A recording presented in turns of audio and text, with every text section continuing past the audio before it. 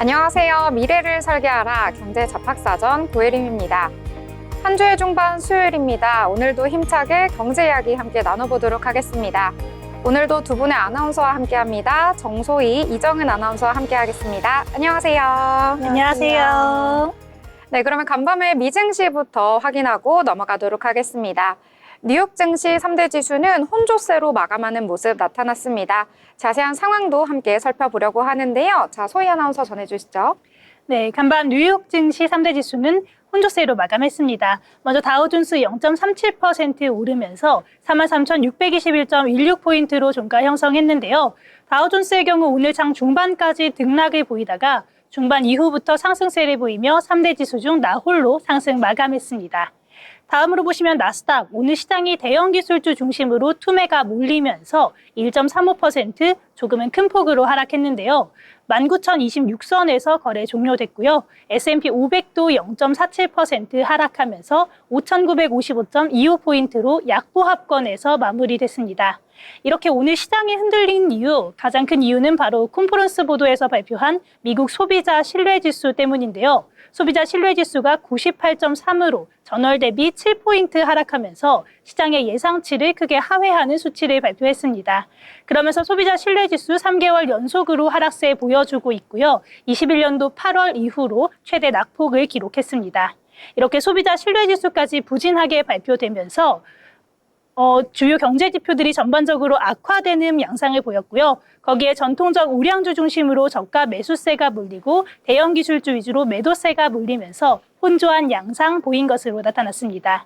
대형 기술주 위주로 투매가 몰린 건 어제 트럼프 대통령이 예고했던 대로 다음 주에 관세를 부과하겠다는 입장을 내놓은 데다 대중 반도체 규제를 강화하겠다라는 소식까지 전하면서 악재가 겹치며 하락세를 이끌었다고 볼 수 있겠는데요.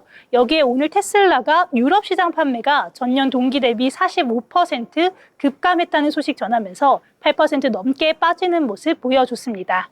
이렇게 미국 경제 불확실성이 커지자 비트코인도 계속해서 급락세를 타고 있는데요. 비트코인은 3개월 만에 9만 달러 아래로 하락했습니다. 비트코인이 밀리자 알트코인도 큰 폭으로 하락하고 있고요. 특히나 비트코인의 경우에는 경제 불확실성에 더불어 바이비트 해킹까지 있으면서 투심이 크게 위축된 것으로 보입니다. 비트코인 관련 업체들도 주가가 함께 하락했는데요. 자세한 내용 히트맵 열어서 함께 보겠습니다. 오늘 M7 기업 아마존만 거의 움직임이 없는 보합권에 머물렀고요. 나머지는 모두 하락했습니다. 엔비디아는 2.8% 조금 크게 밀렸고요. 반도체 관련주들도 전반적으로 빠지는 모습입니다. 브로드컴 2.59%, AMD도 3.84%, 인텔은 5% 넘게 빠졌는데요. 특히 인텔 같은 경우에는 중국 매출이 높은 기업이기 때문에 최근 트럼프의 대중 반도체 수출 통제 정책이 굉장히 악재로 작용하고 있는 모습입니다. 또 테슬라 보시면요. 오늘 8% 넘게 하락했습니다. 그러면서 시가총액 1조 달러 선이 무너졌고요. 이렇게 1조 달러 선이 무너진 건 작년 11월 이후 처음입니다. 구글은 오늘 2.11% 하락했는데요. 마이크로소프트와 메타는 1.5%대 약세 보여줬습니다. 애플은 0.02% 거의 움직임이 없는 약보합권에서 마무리했고요. 반면 최근 부진한 흐름 보였던 월마트 4.29% 오르면서 다우존스 구성 종목 중에 최대 수익률 보여줬습니다. 코스트코도 1.94% 올랐고요. 또 미국 최대 건축자재, 주거용품 소매체인인 홈디포가 시장 기대를 웃도는 호실적을 내놓고 주가가 2.84% 오르면서 그나마 투자자들에게 안심감을 줬습니다. 유나이티드 헬스케어도 1.92% 오르면서 전반적으로 전통적 우량주들이 강세를 보이는 장이었습니다. 또 일라이 릴리도 보시면 오늘 2.31% 올라와 줬는데요. 비만 치료제 젯바운드 고용량 제품에 대한 가격 인하 방침을 알리면서 주가가 상승해 줬습니다. M7 기업들 주요 뉴스들도 함께 살펴보도록 하겠습니다.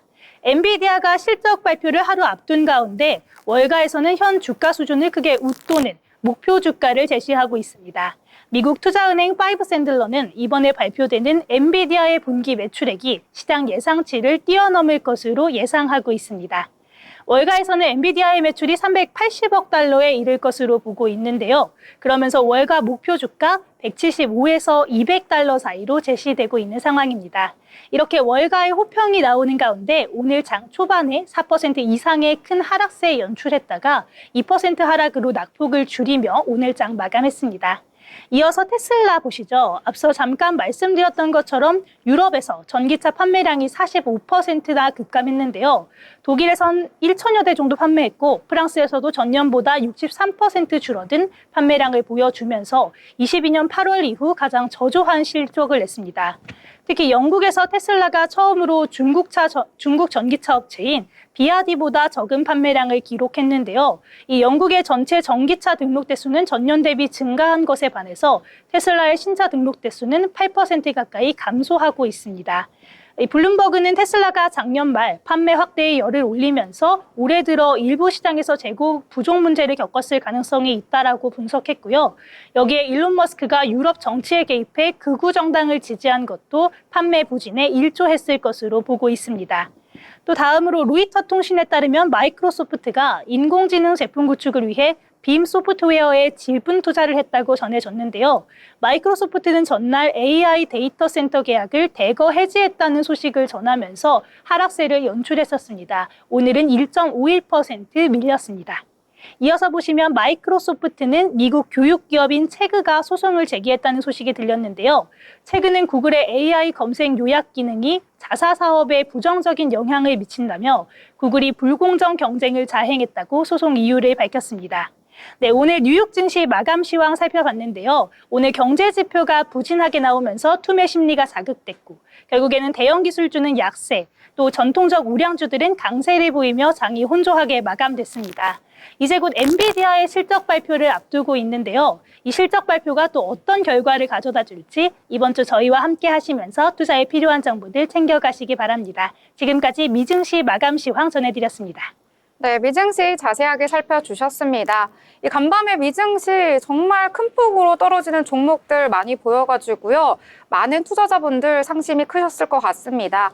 특히 경기 둔화에 대한 우려가 커지면서요. 기술주보다는 전통적 우량주 위주로 순환매 장세가 이어졌던 미국 증시의 모습 나타났었는데요. 특히 테슬라 보유하신 분들 더욱더 상심이 크셨을 것 같습니다. 이 시총이 1조 달러가 붕괴됐다라는 소식이 전해졌고요. 주가도 좀 큰 폭으로 떨어지는 모습 나타나면서 국내 증시까지도 영향을 미치는 모습 나타났습니다. 자, 그러면 어떤 영향이 나타났을지 함께 살펴보려고 하는데요. 자, 정은 아나운서 이 부분 소개해 주신다고요? 네, 간밤 미증시는 3대 지수는 혼조세로 마감했는데요. 다우지수는 0.37% 올랐고요. 기술주 중심의 나스닥 지수는 1.35% 넘게 빠지고 S&P 500도 0.47% 떨어졌는데요. 네, 트럼프 대통령의 관세 위험이 미국 경제를 약화하고 인플레이션을 자극할 것이라는 우려가 투자 심리를 짓누르고 있다는 분석입니다. 네, 테슬라는 유럽 시장 판매 급감 소식에 주가가 8% 넘게 급락하며 네, 시총 1조 달러 선이 무너졌습니다. 네, 테슬라 시총이 1조 달러가 못 미친 건 지난 11월 이후 처음인데요. 네, 이런 미국발 불확실성에도 불구하고 국내 증시는 굳건하게 선방하는 모습을 보였습니다. 네, 삼성전자가 약세를 보이며 증시가 하방 압력을 받았습니다. 네, 그러나 지수는 1% 넘는 약세에 출발했지만 그래도 저가 매수세에 힘입어서 낙폭을 줄이는 데 성공해서 3거래일 연속으로 전약 후강 장세를 통해서 한층 강해진 코스피 맷집을 재확인하는 모습을 보여줬는데요. 네, 전반적으로 시장은 고금리 인플레이션이 지속되고 또 경기 둔화 우려 등 다양한 요인으로 인해서 변동성이 큰 장세를 보여주고 있습니다. 또 시장 상황이 정말 변동성이 큰 만큼 유연하게 대응하는 방안이 필요할 것 같습니다. 네, 테슬라와 관련해서 국내장 여러 가지 부분들 짚어주셨습니다. 자, 그러면 이번에는요, 저희가 시장을 볼 때요, 여러 가지 뉴스들 확인하기 마련인데요. 그 중에서도 우리가 주목해봐야 할 경제 뉴스들 어떤 것들이 있는지 함께 살펴보도록 하겠습니다.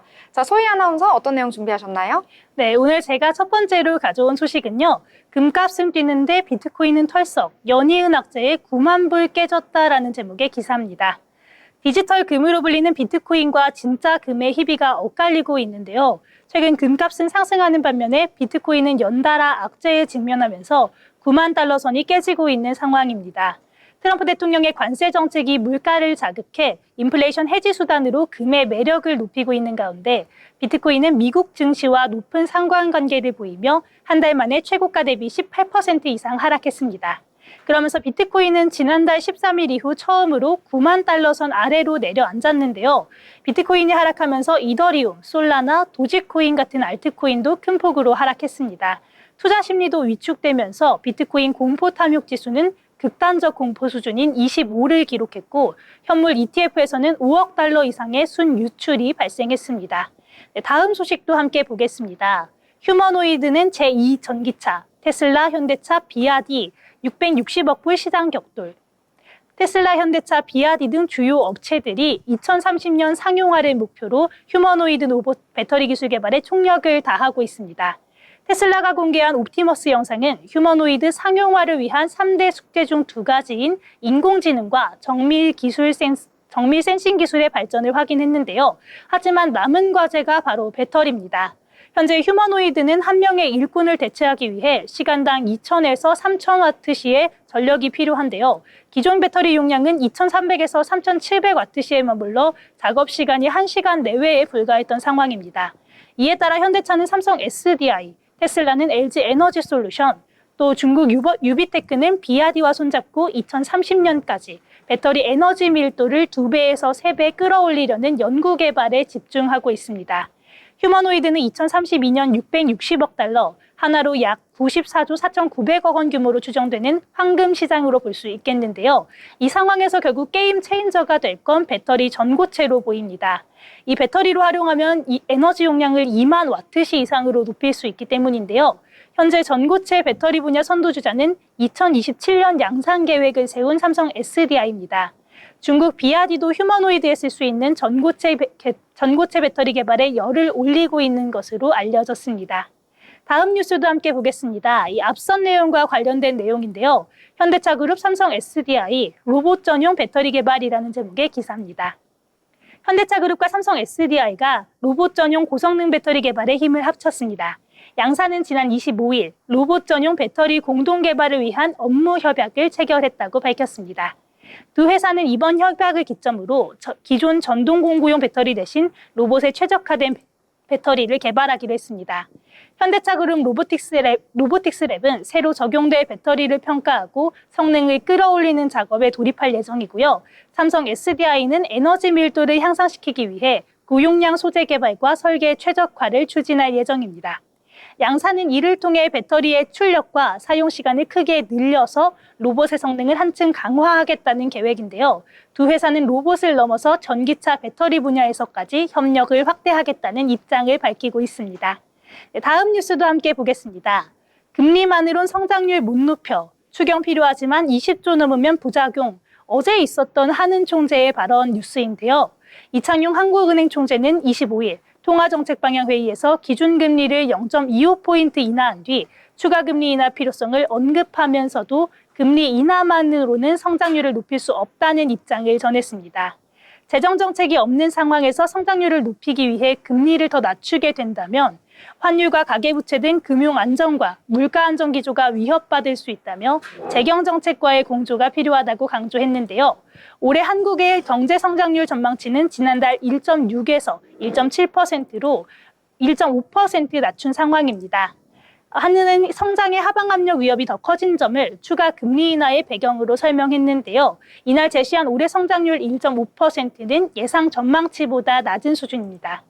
또한 재정정책이 역할을 다하기 위해선 15에서 20조 원 규모의 추경 편성이 필요하다고 다시 이야기도 했는데요. 다만 20조 원을 넘는 대규모 추경은 장기적으로 재정 건전성에 부담을 줄 수 있다고 선을 그었습니다. 이 총재는 올해 1에서 2회 추가 금리 인하 가능성을 시사하면서도 환율과 물가, 가계부채를 고려해 신중하게 조정하겠다고 밝혔습니다. 시장에서는 한은의 발표를 예상보다 완화적인 기조로 받아들이며 비교적 안정적인 반응을 보이고 있습니다. 마지막 뉴스입니다.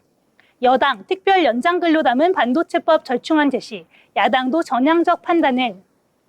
국민의힘이 반도체 특별법에서 야당이 반대하는 52시간 근로제 예외 조항을 삭제하는 대신 특별 연장 근로제도를 유연화하는 절충안을 제시했습니다. 이번 절충안은 특별 연장 근로 인가 절차를 간소화하고 노동고용부 장관의 사전 인가를 사후 인가로 변경하며 인가 기간을 6개월 이상으로 늘리는 방안을 포함했는데요. 반도체 업계는 기존 특별 연장 근로제의 인가 요건이 까다로워 활용하기 어렵다는 입장이었는데 국민의힘은 이를 반도체 특별법에 반영해 업계의 부담을 완화하려는 것으로 볼 수 있겠습니다. 다만 이재명 대표가 넓은 범위에서 기존 제도를 활용하자는 입장을 유지하고 있는 만큼 여당이 제안한 절충안과 합의점을 찾을 수 있을지 귀추가 주목되는 상황입니다. 국민의힘은 민주당의 전향적인 판단을 기대한다고 입장을 전했습니다. 네, 오늘 제가 준비한 뉴스는 여기까지입니다. 네, 이렇게 5가지 소식 전해주셨습니다. 오늘 5가지 중에요. 2개가 무려 배터리 관련 소식입니다. 오늘 장에서도 그 영향을 받았는지 여러 가지 배터리 이슈와 관련해서 2차 전지 관련주들이 강세를 보였는데요. 2차 전지 그 안에서도 전고체 배터리 관련주들도 역시 강한 상승 보여줬다는 점 함께 참고하시면 좋을 것 같습니다. 더불어 본 방송에서 제공하는 정보는 투자 판단을 위한 조언일 뿐 해당 종목의 가치, 상승과 하락에 대해서는 보장하지 않습니다.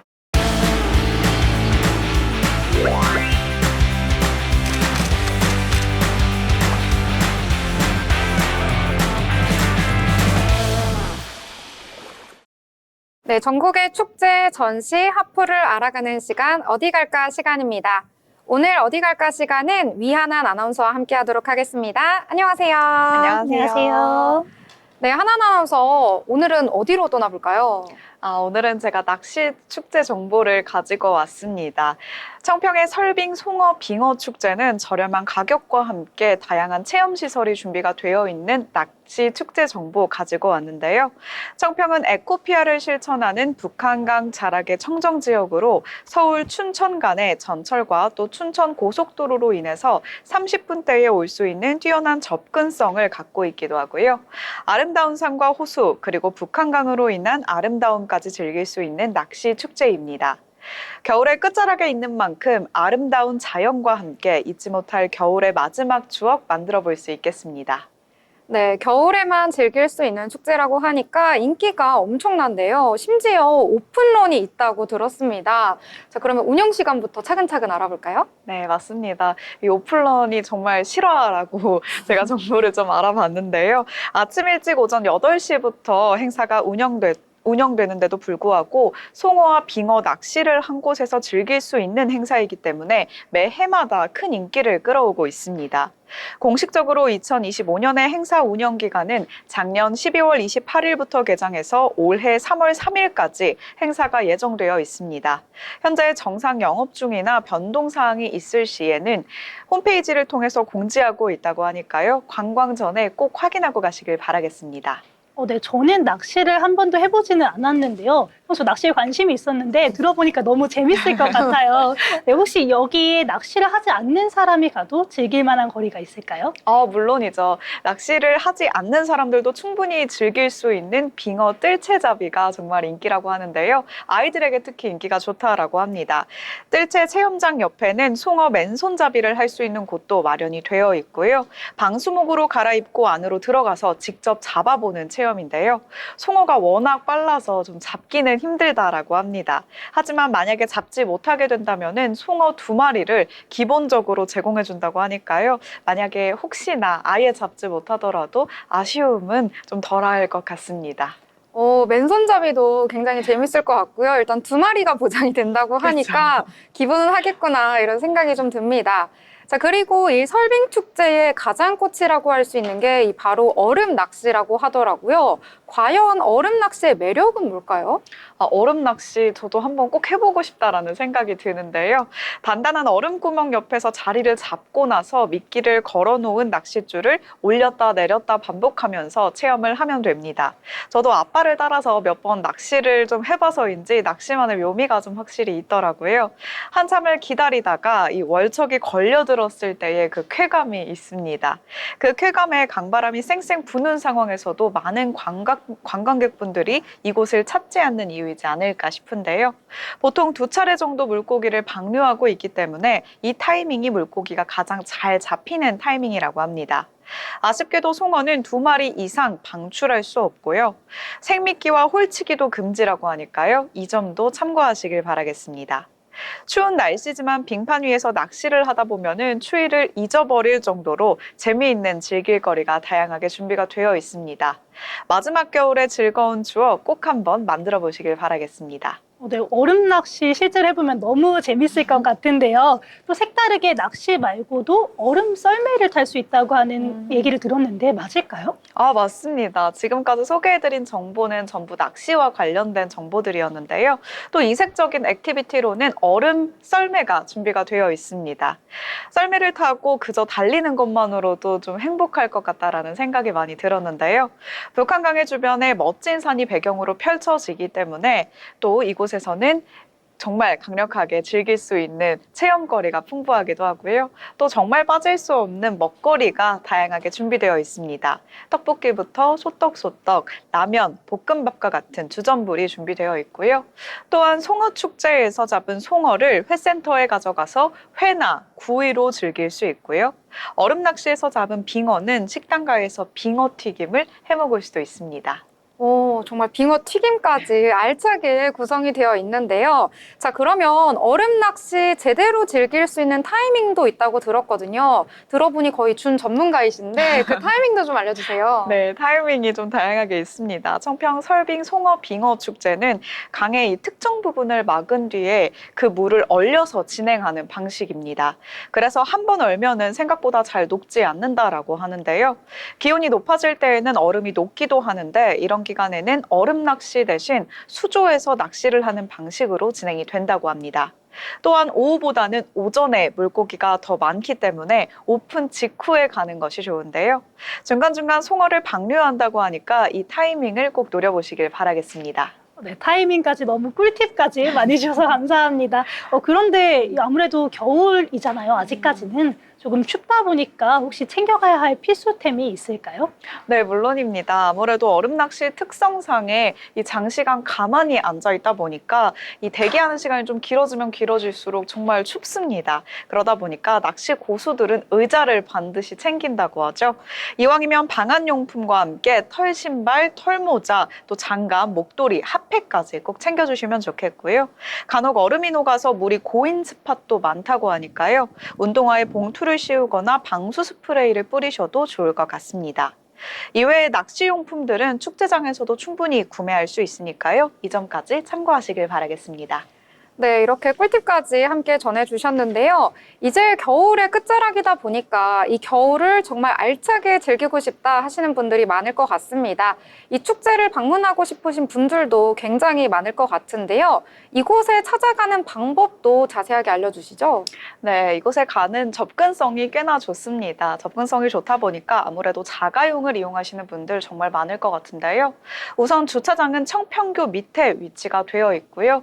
규모가 꽤나 크기 때문에 주차 공간은 충분합니다. 반면 대중교통을 이용하는 방법으로는 버스를 이용할 경우에 동서울터미널에서 직행버스 또는 청량리 환승센터에서 1시간 20분가량 소요가 됩니다.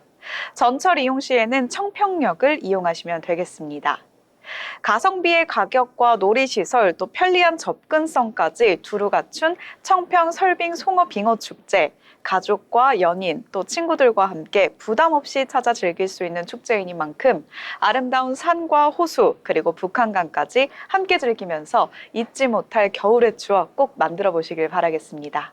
네, 겨울이 정말 끝나가고 있는데요. 잊지 못할 추억 함께 만들어 나가시길 바라겠습니다. 오늘 어디 갈까는 여기까지입니다. 함께 해주신 위안한 아나운서 감사합니다.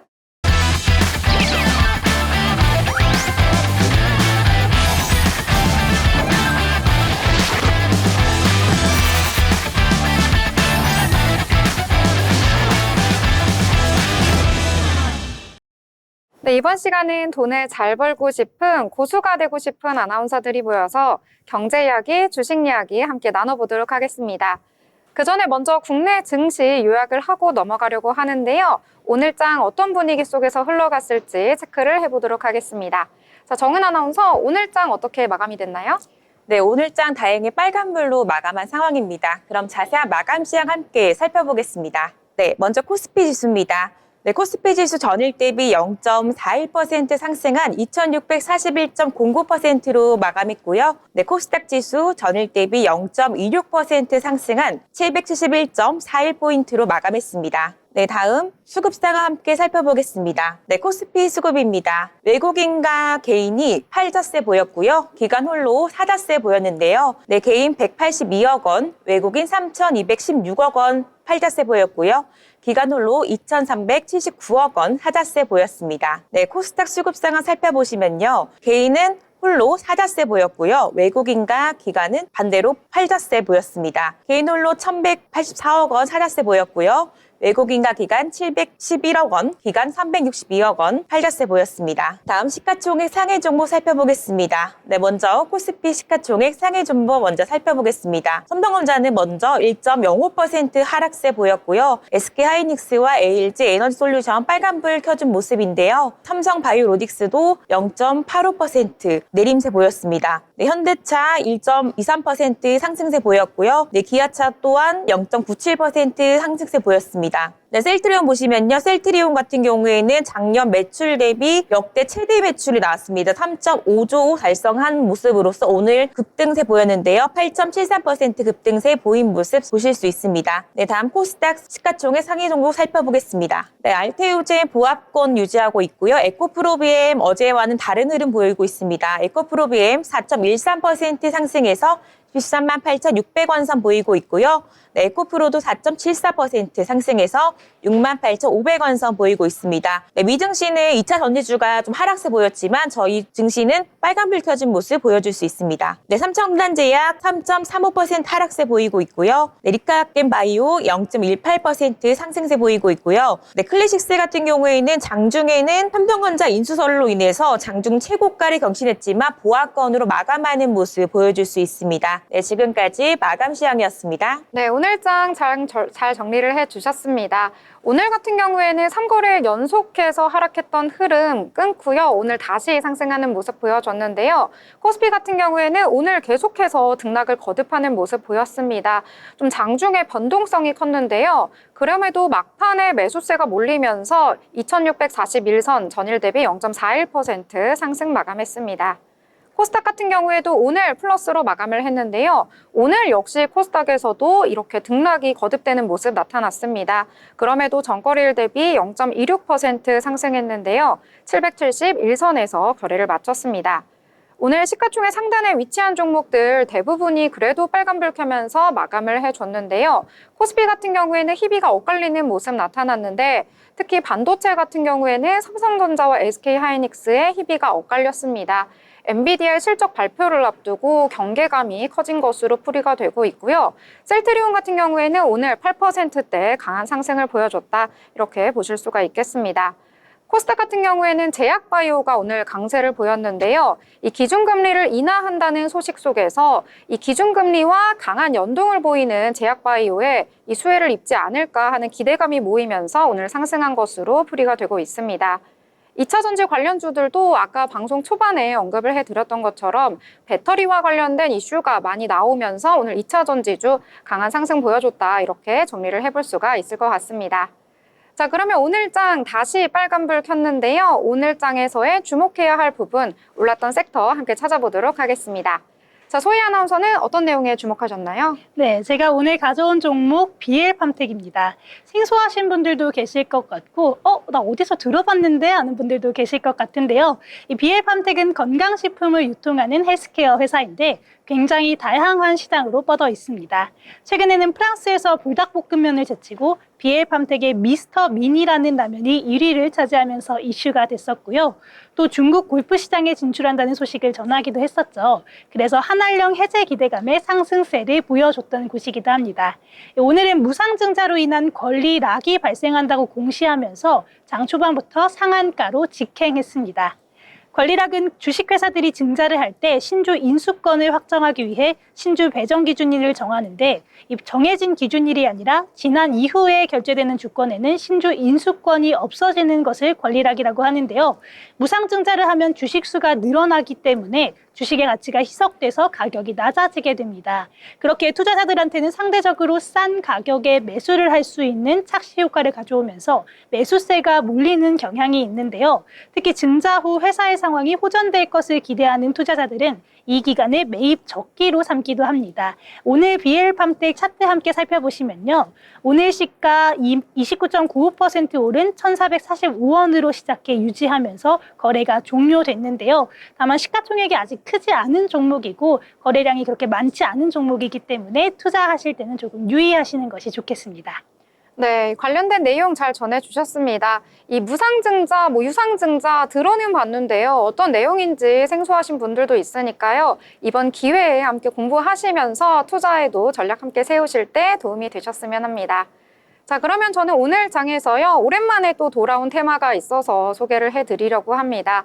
바로 STO 토큰 증권인데요.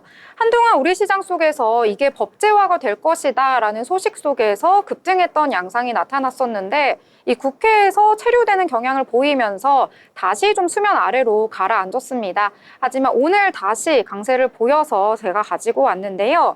이재명 대표가 오는 28일에 이 더불어민주당 디지털금융허브위원회와 함께 주최하는 정책 간담회에 참석을 한다고 합니다. 여기서 기존의 토큰 증권이 이 법 테두리 안에 있지 않았기 때문에 이번 기회에 법제화를 새롭게 추진을 하겠다라고 밝힌 건데요. 본격적으로 힘을 실을 것이다라는 내용도 전해졌고요. 아무래도 당 대표가 참석하는 만큼 더욱더 무게가 실리고 있습니다. 이번 정책 간담회에는요, 이 디지털 금융 생태계와 토큰 증권의 융합이라는 주제로 이 한국거래소 컨퍼런스홀에서 진행이 될 예정이라고 하는데요. 금융 관계자는 이와 관련해서 더불어민주당 대표가 참석을 하기 때문에 더욱더 의미가 크다라는 내용을 전해줬고요. 이 디지털 금융 혁신의 방향성에 대해서 더 심도 깊게 이야기를 나눌 것이다라고 전하기도 했습니다. 이 토큰 정권의 시장이 활성화되기 위해서는요, 이 차기 대권에 도전하는 이런 후보들에게 다양한 공약으로 나타날 수 있다라는 가능성이 제기되기도 했고요. 그리고 토큰 증권이 이 미래 사회에서 정말로 쓸 수 있는 우리 시장의 하나의 축이 될 수도 있기 때문에 반드시 들어가야 할 내용이다라는 의견도 있습니다. 이 같은 소식 속에서 오늘 갤럭시와 SM 5%대 소폭이지만 상승을 했고요. 핑거 같은 경우에는 장 초반보다는 약간 윗꼬리를 달긴 했는데 13%대 강세 보였습니다. 이 밖에도 토큰 증권 하면 항상 나오는 종목들이죠. 갤럭시와 머니트리, 서울옥션, K옥션 같은 종목들 오늘 장에서 강세를 보였다. 이렇게 정리를 해볼 수가 있을 것 같습니다. 자, 이번에는 또 다른 내용들 함께 살펴보려고 하는데요. 역시 실적에 기반해서 주가도 큰 폭으로 움직이고 있는 것 같습니다. 이 부분에 대해서 함께 이야기 나눠보려고 하는데요. 정은 아나운서가 이 부분에 대해서 조사를 하셨다고요? 네, 저는 오늘 전자상거래 플랫폼 업체 카페24를 소개해드리겠습니다. 네, 카페24는 지난해 흑자 전환 소식에 힘입어 주가가 급등세를 보였는데요. 네, 지난해 영업이익이 약 319억 원을 기록해 흑자 전환했다고 25일 공시했으며 같은 기간 매출액은 전년 대비 시장 전망치를 소폭 웃도는 실적이라고 밝혔습니다. 네, 장 초반에 68,300원 선까지 오르면서 52주 신고가를 기록하기도 했는데요. 네, 또한 카페24는 올해 유튜브 쇼핑 협업 지속, AI 활용 솔루션 고도화, 시장 영향력 확대 등 통해서 사업 확장에 나설 계획이라고도 밝혔습니다. 네, 카페24 같은 경우에는 오늘 27%대 강한 상승 보여주면서 마감이 됐습니다. 이 종목 같은 경우에는 52주 신고가를 경신하기도 했다 이렇게 볼 수가 있겠는데요. 카페24 이름만 딱 들었을 때는 무슨 커피 파는 그런 종목인가? 라고 생각을 하실 수가 있겠는데요. 전자 결제와 관련된 종목이다 이렇게 정리를 해보시면 좋을 것 같습니다. 자, 이번에는 또 다른 내용들 함께 살펴보려고 하는데요. 자, 소희 아나운서는 오늘 장에서 또 어떤 부분에 주목하셨을까요? 네, 오늘 굉장히 우리나라의 호재인 뉴스가 전해졌었죠. 바로 현대로템의 모로코 수주 소식이었는데요. 오늘 현대로템은 모로코로부터 2조 2천억 원 규모의 전동차 사업을 수주했다는 소식 전했습니다. 역대 최대 규모의 수주라고 하는데요. 이번 수주는 전동차 공급 외 차량 유지 보수는 모로코 철도청과의 별도 협상을 거쳐서 현대로템과 한국철도공사가 공동으로 수행할 예정이라고 합니다. 이번 사업 수주로 현대로템은 모로코 시장에 사상 처음으로 진출했을 뿐더러 철도 단일 프로젝트 기준 최대 수주를 기록을 세우게 됐습니다. 또 현대로템은 이번에 수주한 차량을 구성하는 전체 부품 중에 90%가량을 200여 곳의 국내 중소, 중견 기업으로부터 조달할 방침이라고 이야기를 했는데요. 그렇기 때문에 부가적인 수혜를 볼 수 있는 종목들도 있을 것으로 예상되고 있습니다. 이번 모로코 시장 진출 성공에는 현대 로템을 비롯해서 민관 합동, 코리아 원팀의 활약이 아주 결정적인 역할을 해줬는데요. 지난해 박상우 국토교통부 장관과 백원국 국토부 2차관이 현지를 방문해 모로코 교통물류부 장관 및 철도청장을 면담을 했고요. 국가철도공단과 코레일 관계자들도 모로코를 방문해서 한국 철도의 경쟁력을 알리는 데 힘쓰는 것으로 알려졌습니다. 이번 사업 확보로 한국 철도의 아프리카 시장 확대에도 힘이 붙을 수 있을 것으로 기대하고 있는 상황인데요. 모로코 시장 진출을 통해 관련 실적과 경험을 쌓고 수주 경쟁력을 강화할 수 있을 것으로 보입니다. 이런 호재를 전했지만 오늘 현대로템은 힘이 빠지면서 하락 마감했습니다. 함께 차트 보시면요. 오늘 장중 5.84% 오른 94,300원까지 강세를 보였었는데 10시 전후로 하락세가 시작되더니 계속해서 내려앉았습니다. 결국에는 종가 3.93% 오른 85,600원으로 오늘 마무리했습니다.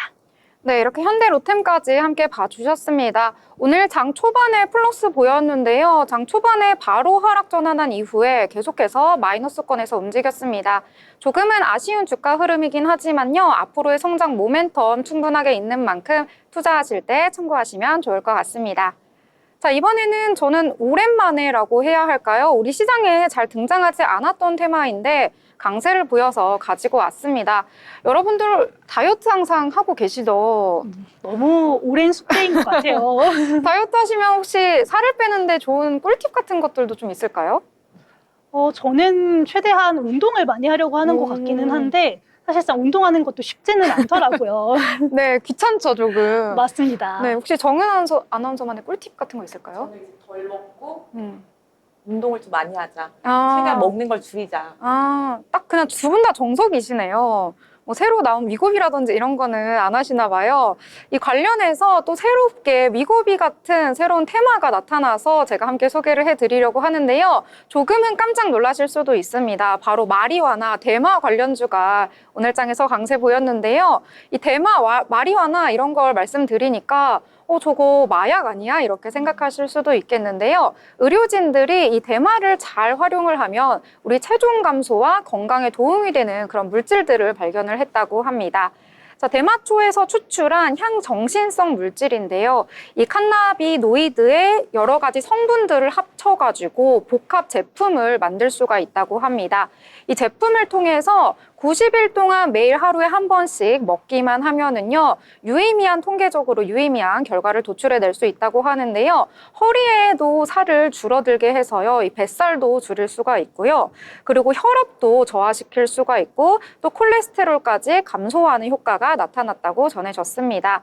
자, 그래서 앞으로 위고비 같이 먹기만 해도 우리의 살을 뺄 수 있고 또 건강적으로도 도움이 되는 그런 물질이 나타날 수 있지 않을까 하는 기대감 속에서 오늘 장에서 강세를 보인 몇몇 종목들이 있는데요. 우리바이오라든지 아이큐어, 메디콕스 같은 종목들, 이 금리 인하에 대한 수혜감과 더불어서 오늘 이 대마, 마리화나 같은 이런 내용들로 인해서 함께 동반 상승했다라고 보실 수가 있을 것 같습니다. 자, 이렇게 제약바이오와 관련된 이야기 함께 했는데요. 혹시 클래시스와 관련된 내용도 있다고 해가지고요. 짧게 전해주실 수 있을까요? 네. 오늘 제가 클래시스 내용도 들고 왔는데요. 아까 잠시 마감 시황 때 말씀을 해주셨는데 삼성전자 인수설에 오늘 신고가를 경신하기도 했습니다. 오늘 미용 의료기기 업체인 클래식스가 삼성전자 인수설로 급등하는 모습을 보여줬지만 개장 직후에 15%나 오르며 주가는 한때 23.28% 오른 71,500원으로 역대 최고가를 기록했습니다. 하지만 서서히 내려앉으면서 오늘 결국에는 윗골이 길게 달고 하락으로 마감하는 모습이었는데요. 현재 클래시스는 경영권 매각을 추진하고 있기도 합니다. 작년 하반기에 주관사를 선정했는데 매각 대상은 클래시스의 최대 주주였던 베인 캐피탈이 보유한 클래시스 지분 61.57%입니다. 이 클래시스 시가총액이 전일 기준으로 3조 7,800억 원 수준이기 때문에 베인 캐피탈 측 단순 지분 가치가 2조 3천억 원이나 되는 상황인데요. 여기에 경영권 프리미엄까지 고려하면 매각가가 3조 원에 달할 수 있기 때문에 현재 삼성전자의 인수설이 조금 더 부각되고 있는 상황입니다. 오늘 클래시스 결국엔 종가 형성한 거 보시면요. 오늘 보합권으로 마무리했는데요. 58,000원으로 종료하는 모습 보여줬습니다. 네, 클래시스는 올해 이 미국 시장으로의 진출까지 정말 포부를 드러내고 있습니다. 앞으로의 주가 더 잘 나갈 일만 남은 것 같거든요. 함께 주의 깊게 챙겨보시면 좋을 것 같습니다. 자, 그러면 이번에는 저희 리포트 함께 살펴보려고 하는데요. 오늘은 중소형주 위주로 리포트를 구성해서 가져오셨다고 합니다. 어떤 내용일까요? 네, 오늘 제가 가져온 투자 리포트는 잘 나가는 중소형주 3선 실적 점검이라는 제목의 하나증권 리포트입니다. 우리가 평소에 대형주 위주로 많이 이야기를 하는데 중소형주는 사실 너무 많기 때문에 하나하나 다루기가 어려운데요. 그래서 오늘 연초 이후에 성과가 좋은 중소형주, 음식료 업종 위주로 가져와 봤습니다. 최근 연초 이후에 음식료 업종 전체 주가가 연초 대비해서 2.3% 상승했는데요.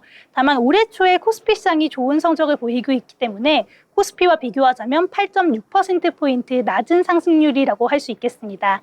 그런데 여기서 눈에 띄는 점이 바로 시가총액 상위 5개 업체와는 달리 오히려 3천억 원 내외의 중소형주들이 평균 19.3%라는 놀라운 초과 상승세를 기록하고 있다는 점인데요.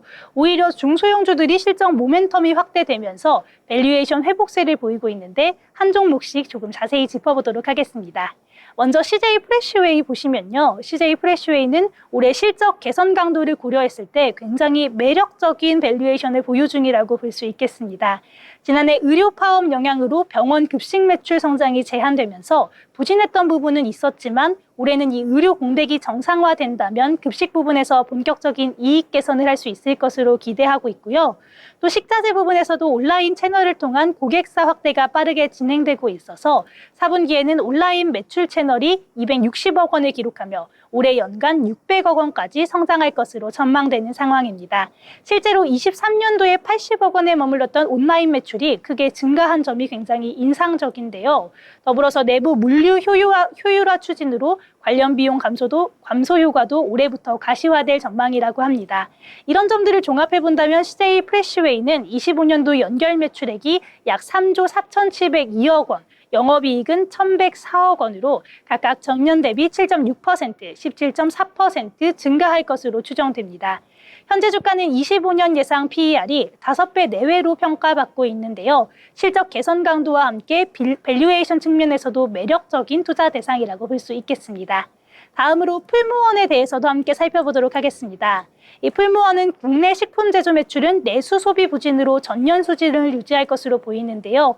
반면에 식품 서비스 유통 부문에서는 아파트와 군대, 그리고 인천공항 같은 곳에 다양한 단체 급식을 신규로 수주하고 있어서 전년 대비 16.5% 이상 증가할 것으로 기대하고 있습니다.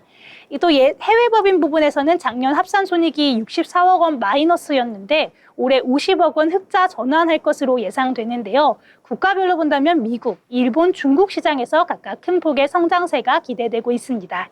25년도 연결 매출액은 3조 4,145억 원으로 영업이익은 1,093억 원인데요. 전년 대비 각각 6.2%, 18.7% 증가할 것으로 예상되고요. 국내외 실적 개선 모멘텀이 굉장히 기대되는 상황입니다. 다만 풀무원은 한 가지 주의해야 할 점도 있겠는데요. 바로 23년 10월에 발생한 전환사채입니다. 풀무원은 현재 약 1,000억 원 규모의 전환사채가 있기 때문에 24년도와 26년도에 걸쳐서 행사 가능한 물량이 각각 약 350만 주와 530만 주로 예상이 됩니다. 만약 전량 행사가 된다면 약 20%의 희석 효과가 발생할 수 있어서 밸류에이션 부담으로도 작용할 수 있는 상황인데요. 이를 감안해서 현 주가를 보자면 25년도 예상 PER이 15배 내외에서 거래되고 있는 상황입니다. 마지막으로 교촌 F&B도 함께 살펴보겠습니다. 교촌 F&B는 지난해 가맹지역 본부 직영 전환으로 인해 2분기와 3분기에 각각 159억 원, 70억 원의 일회성 비용이 발생하기도 했는데요. 또 4분기 매출액은 전년 대비 올랐지만 영업이익은 22.6% 하락하기도 했습니다. 하지만 여기서 주목해야 될 점은 이런 일회성 비용 효과가 올해 2분기부터 본격적으로 사라지면서 기저효과가 작용할 것으로 보인다는 점인데요. 실제로 국내 가맹 관련 매출은 전년 대비 14% 증가하며 회복세를 보이고 있고요. 또 신제품 출시와 판관비 효율화 같은 노력이 더해지면서 수익성 개선 전망이 굉장히 뚜렷한 상황입니다.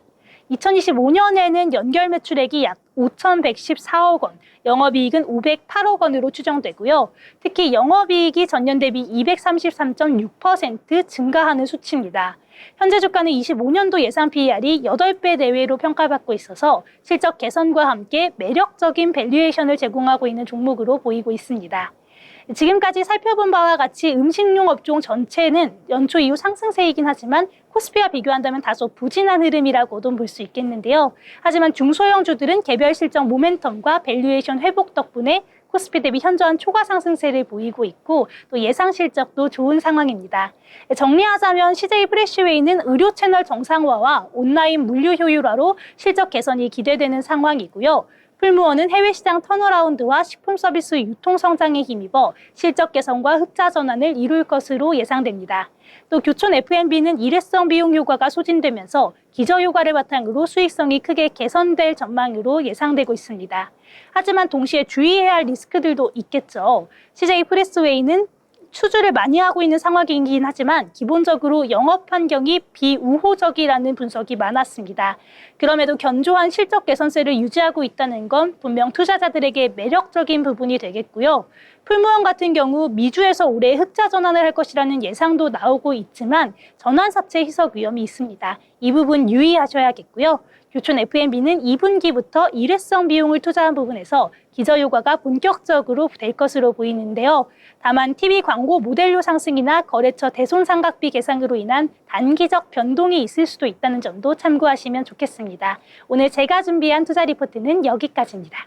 네, 음식료 업종에 대해서 정리를 해주셨습니다. 해외 매출로에 점점 더 확대되고 있는 시장이 기대가 되고 있어서요. 함께 참고하시면서 투자해보시면 좋을 것 같습니다. 더불어 본 방송에서 제공하는 정보는 투자 판단을 위한 조언일 뿐 해당 종목의 가치, 상승과 하락에 대해서는 보장하지 않습니다.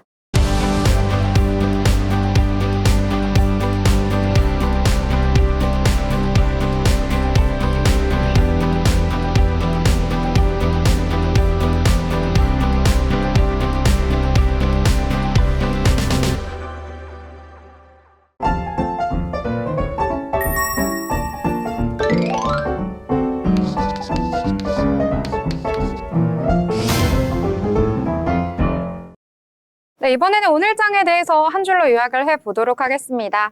자, 정은 아나운서 굉장히 준비 열심히 하셨는데요. 어떻게 오늘 정리해볼까요? 네, 오늘 그래도 코스피 지수가 3거래일 만에 그래도 상승 전환해서 한시를 모으신 분들도 많으실 것 같은데요. 그래도 오늘 새벽에 엔비디아 실적 발표와 더불어서 28일 발표하는 PCE 물가 지수를 그래도 주목하시면서 계속해서 저희와 함께 해주시기 바랍니다. 네, 잘 정리해 주셨습니다. 자, 그러면 이번에 소희 아나운서는 어떻게 정리해보면 좋을까요? 네, 저는 미국보단 중국이라고 얘기하고 싶은데요. 미국은 오히려 저에게 악재가 다가오는 부분이 조금 많은 반면에 중국의 한한령 해제 효과가 굉장히 우리 시장에 조금 좋은 영향을 주고 있는 것 같습니다. 네, 이렇게 중국까지 이야기해 주셨는데요. 최근 들어서 우리 장 뒷부분에 뒷심을 발휘하고 있는 것 같습니다. 내일도 뒷심발이 이렇게 정리해 보도록 하겠습니다. 자, 오늘 방송 여기서 마무리 짓도록 하겠습니다. 저희는 목요일 방송으로 다시 찾아뵙도록 하겠습니다. 시청해주신 여러분 고맙습니다.